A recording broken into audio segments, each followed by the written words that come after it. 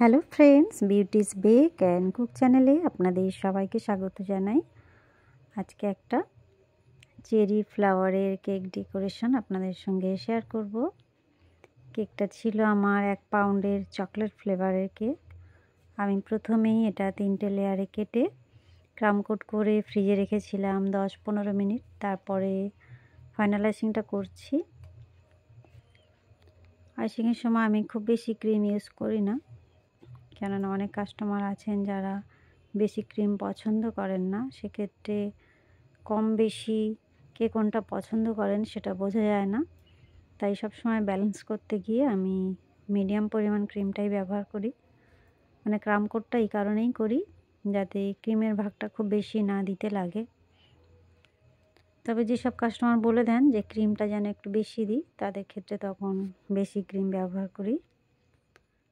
আচ্ছা, এইভাবে আমি ফাইনাল আইসিংটা করে নিচ্ছি। ফিনিশিংটা খুব ভালো দিচ্ছি না, কারণ এর উপর আবার আমি কালার দিয়ে এটাকে আবার ফিনিশিং দেব। এখানে আমি ক্রিমের সঙ্গে ইয়েলো কালার মিক্সড করেছি, সেটাই অল্প করে উপরে দিয়ে নিলাম, কেননা পুরো কেকটা আমি ইয়েলো করব না, জাস্ট একটু ইয়েলো হোয়াইটের কম্বিনেশনে করব। তাই একটু করে দিয়ে একটা স্প্যাচুলা দিয়ে, এটা প্যালেট নাইফ, এটা দিয়ে আমি সমান করে নিলাম। আর এইভাবে ঘুরিয়ে ঘুরিয়ে একটা স্পাইরাল ডিজাইন আমি করে নিচ্ছি। এগুলো দেখতে ভীষণই ভালো লাগে। আর সাইডটাও একটু করে ইয়েলোর ছোঁয়া দিয়ে দিচ্ছি, যেন হালকা হালকা একটু ইয়েলো ভাব থাকে। যদিও এটা হলুদের কেক নয়, এটা একটা বার্থডে কেক। ডিজাইন এটাই চুজ করেছিলেন কাস্টমার, সেইভাবে আমি করছি। উপরটায় আমি এখানে চকলেট গানাশ দিয়ে দুটো লাইন দুদিক দিয়ে টেনে নিয়েছি, নিয়ে আঁকা বাঁকা করে ডালপালা করে দিচ্ছি, কেননা এর উপরে আমি আবারও ফুল করব। এই ধরনের ডিজাইন আমি অনেকবার আপনাদের সঙ্গে শেয়ার করেছি, বিভিন্ন কালারে বিভিন্নভাবে। একটু আলাদা থাকে আর কি প্রতিবারে আমার ডিজাইনে। আমি কখনোই একই করতে থাকি না আর কি, কেননা আপনাদের সঙ্গে আমি শেয়ার করি ভিডিওগুলো, তাই সবসময় চেষ্টা করি একটু আলাদা করব। আচ্ছা, এখানে আমি 2 ধরনের নজেল নিয়েছি। একটা হচ্ছে ছোট্ট সাইজের রোজ নজেল, আর একটা নূর 44 নজেল। দুটো নজেল দিয়ে একই ধরনের ফুল হচ্ছে, যেটা আপনারাও বুঝতে পারবেন না কোনটা দিয়ে আমি কি করছি।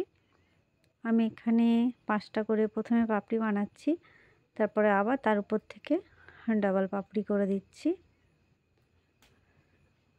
এইটা হচ্ছে আমি পার্পল কালার ইউজ করেছিলাম, আর এটা হচ্ছে ইয়েলো কালার, মানে লাইট ইয়েলো কালার। একদম সামান্য পরিমাণ ক্রিমি কালার ব্যবহার করেছি এখানে। আমি দুটো কালার কম্বিনেশনে ফুলগুলো করব।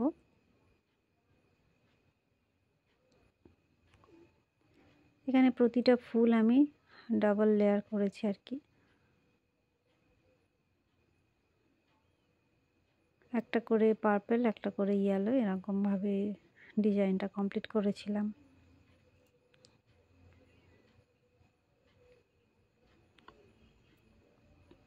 ফুলগুলো কিন্তু দারুণ সুন্দর লাগে দেখতে। একবার যারা করেননি ট্রাই করে দেখতে পারেন। খুব হার্ড নয়, 2-1বার একটু প্র্যাকটিস করলেই বুঝতে পারবেন কিভাবে নজেলটা একটু ঘুরিয়ে ঘুরিয়ে করতে হয়। আর সেই সঙ্গে আপনার বোর্ডটাও ঘোরাতে হবে আর কি, টার্ন টেবিলটা, নইলে এই ফুলগুলো কমপ্লিট করা খুব মুশকিল। আর হাতে যে বানিয়ে বসাবেন সেটা সম্ভব হয় না পুরোপুরি, কেননা যদি বাটার ক্রিম হয় তাহলে ফুলগুলো একদম পারফেক্ট তুলে বসানো যায়, আর হুইপড ক্রিমেরগুলো একদম বসানো যায় না ঠিকঠাক,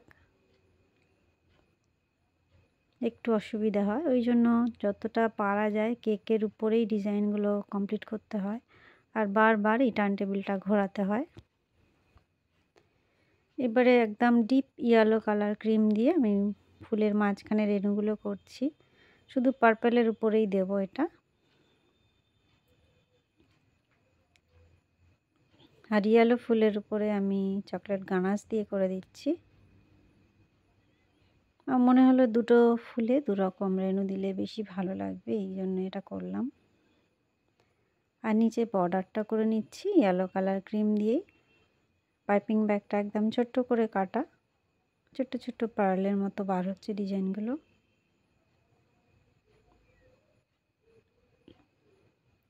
কেকটা দেখতে দারুণ সুন্দর ছিল, তবে ভিডিওতে অত ভালো আসেনি।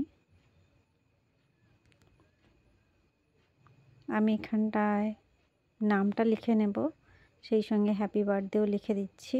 আমি এটা চকলেট গানাশ দিয়ে লিখছি।